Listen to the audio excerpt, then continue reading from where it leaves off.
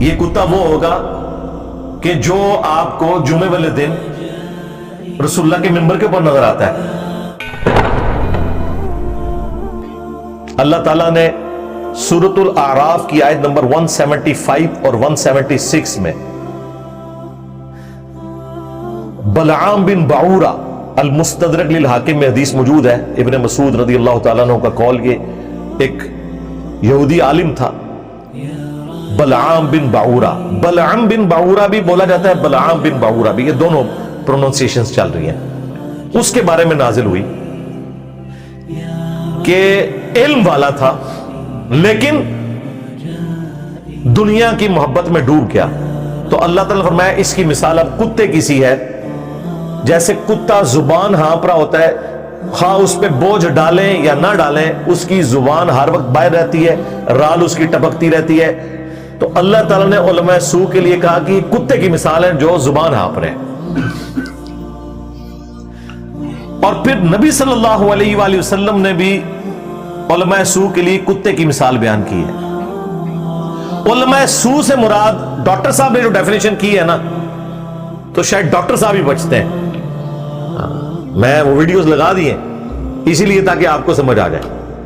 تو یہ علماء سو کے ساتھ جو سو ہے نا، یہ برکت کے لیے لگا ہوا ہے. صرف علماء ہی سمجھیں اس کو، تھوڑے کو بہت سمجھے. تو سنن نبی داؤد میں حدیث ہے، نبی علیہ السلام نے فرمایا میری امت کے 72 فرقے جہنم میں جائیں گے، صرف ایک گروہ جو ہے نا وہ حق پہ ہوگا، الجماع، جو امت کی مین سٹریم ہے. اور میری امت میں فرقوں میں ایسی ایسی بدعتیں پیدا ہوں گی گویا کہ باولا کتا اگر کسی کو کاٹ جائے تو اس کے ایک ایک ریشے میں اس کا زہر پہنچ جاتا ہے نا، اس طرح میری امت کے فرقوں میں ایسے فرقے بھی ہوں گے ان کے ایک ایک ریشے میں وہ زہر پہنچ جائے گا. تو وہ کون سا باولا کتا ہے جو کسی فرقے والوں کو کاٹ جائے تو وہ زہر اس کے اندر انڈیل دیتا ہے؟ ظاہر ہے یہ کوئی کرکٹ کا پلیئر تو نہیں کر سکتا، کوئی ہاکی کا پلیئر نہیں کر سکتا. یہ کتا وہ ہوگا کہ جو آپ کو جمعے والے دن رسول اللہ کے ممبر کے اوپر نظر آتا ہے اور اس ممبر پہ بیٹھ کے آپ کو جھوٹی قصہ کہانیاں اور شرک پہ مبنی واقعات سناتا ہے، قرآن و سنت کے خلاف تعلیمات دیتا ہے، حتیٰ کہ یہاں تک کہتا ہے کہ قرآن و حدیث ڈائریکٹ نہ پڑھنا گمراہ ہو جاؤ گے. یہ بات کوئی یہودی کرے تو ہم اس کی زبان کھینچنے کے لیے بھی اٹھ کھڑے ہوں، لیکن اس مفتی سے ہم جمعے کے ممبر پہ جب یہ بات سنتے ہیں قرآن و حدیث ڈائریکٹ نہ پڑھنا گمراہ ہو جاؤ گے، ہم کہتے ہیں مفتی صاحب نے فرما دیا.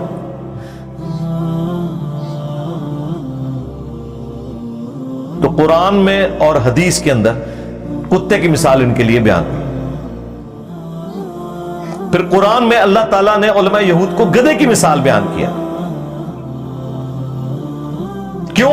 گدھے کے اوپر آپ کتابیں لاد دیں وہ اس سے استفادہ نہیں کر سکتا. ان کے شوکیسوں میں بھی قرآن بخاری مسلم پڑھے ہوئے ہیں، گویا کہ لدی ہوئی ہیں کتابیں، یہ ان کو کھول کے ان سے استفادہ نہیں کرتے، الٹا آپ کو کہتے ہیں قرآن حدیث ڈائریکٹ نہ پڑھنا گمراہ ہو جاؤ گے. تو اللہ تعالیٰ نے فرمایا کہ یہ گدھے کی مثال ہے. علماء یہود ان کی کتابوں میں پروفیسیز موجود تھی کہ پیغمبر آخر الزمان صلی اللہ علیہ وآلہ وسلم نے آنا ہے، اس کے باوجود انہوں نے حق قبول نہیں کیا.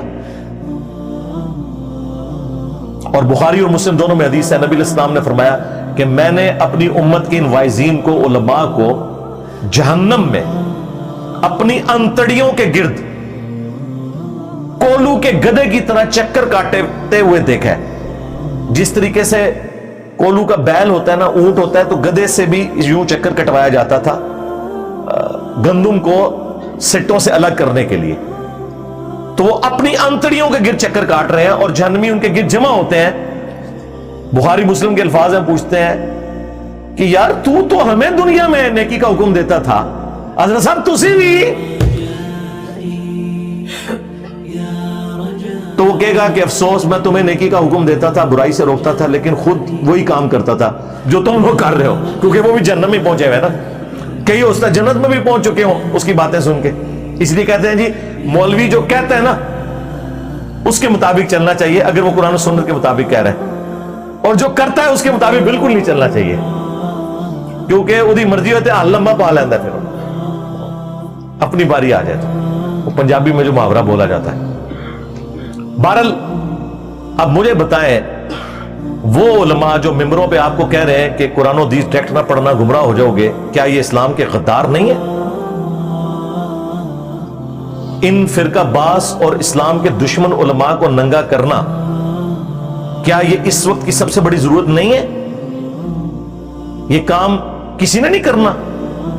یہ وہ کام ہے جو اس پلیٹ فارم کی لیگیسی ہے، جس کام کو کوئی بڑے سے بڑا عالم بھی ہاتھ نہیں ڈال سکا، کیونکہ اس کے ساتھ جان کا خطرہ جڑا ہوا ہے، اس کے ساتھ فیم کا خطرہ جڑا ہوا ہے. دیکھیں پرانے جتنے بزرگ بابے علماء آتے تھے نا، کسی فرقے کی کوکھ سے جنم لیتے تھے اور عروج پہ پہنچتے تھے.